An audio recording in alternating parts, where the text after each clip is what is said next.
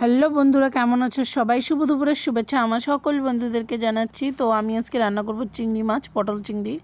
চিংড়িগুলোকে বেছে নিয়েছি, আলাদা করে ধুয়ে নিয়েছি। আর দেখো এখানে চিচিঙ্গা ভাজা আগের থেকেই করে ফেলেছি।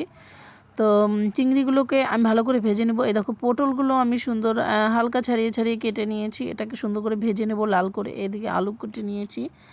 আর পটল চিংড়ি তোমরা খেতে কে ভালোবাসো? দেখো চিংড়িগুলো আমি লাল করে ভেজে নিচ্ছি, ভেজে নেব। তখন চিংড়িগুলো আমার ভাজা হয়ে যাবে, তারপরে হচ্ছে আমি এখানে পটলগুলো ভেজে নেব একই কড়াইতে।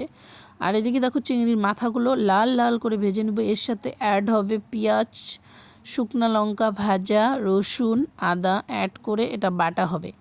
তো এইদিকে দেখো আমি এতটা ভিডিও বড় হয়ে যাবে দেখে আমি শেয়ার করতে পারলাম না কিভাবে কি করলাম। তো দেখো আমার মোটামুটি হয়ে এসছে। তো এত ঝোল রাখবো না, এখন চিংড়িটা দিয়ে দেবো। আর এর মধ্যে অ্যাড করব আমি ভাজা জিরের গুঁড়ো অ্যাড করব। তো নামানোর আগে হবে। আর দেখো আমার হচ্ছে পটল আলু সাথে হওয়ার পরে, কিছুটা হওয়ার পরে আমি ভেজে রাখা চিংড়ি মাছগুলো দিয়ে দেব। ভেজে রাখা চিংড়ি মাছগুলো দিয়ে দিলাম, দিয়ে আমি নেড়ে নেব। তো এটা দেখতে কালারটা যেরকমই লাগুক না কেন হেভি টেস্ট খেতে। আমি প্রায় বানাই।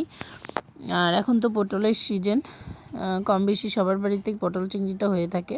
তো ভাজা জিরের গুঁড়োটা আমি দিয়ে দিলাম। এই দেখো অনেকটা কালার হয়ে আসবে।